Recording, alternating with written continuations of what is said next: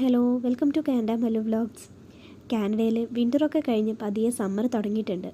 നാട്ടിലിപ്പോൾ നല്ല ചൂടാണെന്നറിയാം. പക്ഷേ ഇവിടെ ഞങ്ങൾ ചൂടൊക്കെ ഒന്ന് ആസ്വദിക്കാൻ തുടങ്ങിയിട്ടേ ഉള്ളൂ.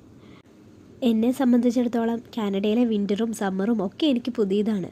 സമ്മർ തുടങ്ങിയതോടെ ഒരുപാട് ഭംഗിയുള്ള കാഴ്ചകളും കാണാൻ തുടങ്ങിയിട്ടുണ്ട്. അതിലൊന്നാണ് ഇപ്പം നിങ്ങൾ കണ്ടുകൊണ്ടിരിക്കുന്നത്.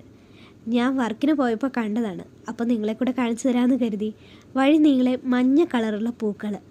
ഇത് കണ്ടപ്പോൾ എനിക്ക് ഓർമ്മ വന്നത് നാട്ടിലെ കമ്മൽപ്പൂവാണ് കേട്ടോ.